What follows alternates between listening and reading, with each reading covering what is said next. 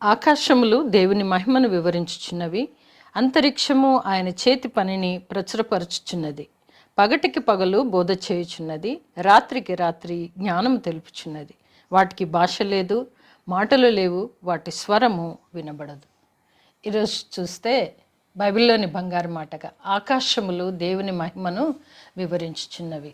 అవును, నిజంగానే దేవుని మహిమను వివరించుచున్నవి. ఆకాశములు, అంతరిక్షము, ఆయన ప్రకృతి అంతయు కూడా దేవుని మహిమను వివరించుచున్నట్లుగా చూస్తుంటున్నాం. మరి ఇక్కడ మనం గమనించినట్లయినా ఒక చర్చి, కొడైకెనాల్లోని లాసాలెత్ చర్చ్లో మేమున్నాము. మరి ఆ ఎత్తైన స్థలంలో నిలబడగానే ఆకాశములు దేవుని మహిమను ఎలా వివరించుచున్నవి, అంతరిక్షము ఆయన మహిమను చాటుచున్నట్లుగా మరి చూసి చాలా సంతోషించాము. మరి ఇక్కడ ఈ పరిసరాలన్నీ చూస్తున్నప్పుడు బైబిల్లోని వాక్యం ఆకాశములు దేవుని మహిమను ఎలా వివరించుచున్నవి, అంతరిక్షము ఆయన యొక్క చేతి పనిని ప్రచురపరచుచున్నది అనే మాటను చూసాం. అది రాత్రికి రాత్రి, పగటికి పగలు బోధ చేయుచున్నది, రాత్రికి రాత్రి జ్ఞానము తెలుపుచున్నవి. నిజమే, పగటికి పగలు బోధను, రాత్రికి రాత్రి జ్ఞానమును పొందుకుంటాము దేవుని పరిశుద్ధ వాక్కులను చూచినప్పుడు.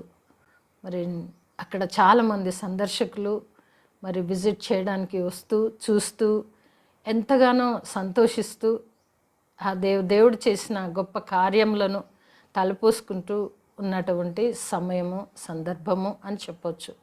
అదే సమయంలో నాకు గుర్తుకొచ్చినటువంటి ఈ యొక్క వాక్య భాగం కీర్తనలు 19వ కీర్తనలో మొదటి 2 వచనాలు చదివాను. పగటికి పగలు బోధ చేయుచున్నది, రాత్రికి రాత్రి జ్ఞానము తెలుపుచున్నది. వాటికి భాష లేదు, మాటలు లేవు, వాటి స్వరము వినబడదు. నిజంగానే ప్రకృతికి భాష లేదు, మాటలు లేవు, వాటి స్వరము వినబడదు. కానీ మనకు మాత్రము భాష ఉంది, స్వరం ఉంది, మాటలు ఉంది. ఇవన్నీ కలిగిన మనము దేవుణ్ణి స్తుతించాలి, దేవుని ఘనపరచాలి. ఆయన మనకు చేసిన ప్రతి మేలు ఈవులను బట్టి, ఇవన్నింటిని బట్టి ఆయన్ని స్తుతించాలని ఈ యొక్క వాక్య భాగం గుర్తు రాగానే ఇది చదువుకోవడం చూస్తుంటున్నాం. మనకు దేవుడు మాటలు ఇచ్చాడు, భాష ఇచ్చాడు, స్వరం ఇచ్చాడు. ఈ మూడింటిని కలిపే మనము మాట్లాడుతూ ఉంటాము.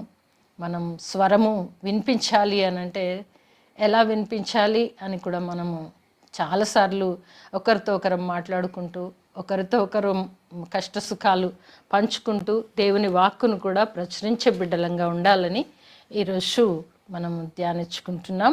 అలాగే చూస్తే 66వ కీర్తనలో కూడా 5వ వచనము చూద్దాం. దేవుని ఆశ్చర్య కార్యములను చూడరండి, నరుల ఎడల ఆయన జరిగించు కార్యములను చూడగా ఆయన భీకరుడై ఉన్నాడు. దేవుడు చేసిన ఆశ్చర్య కార్యములను చూడరండి అంటే మనం ఎక్కడికి వెళ్ళినా, ఏం చూసినా దేవుని ఆశ్చర్య కార్యములను చూసి ఆయన భీకరుడై ఉన్న దేవుడని మనం గుర్తు చేసుకుంటూ ఆకాశములు దేవుని మహిమను వివరించుచున్నవను బైబిల్లోని బంగారు మాటను ధ్యానించుకుంటున్నాం. కనుక ఆ బంగారు మాటలోని రహస్యాలు గమనించుదాం.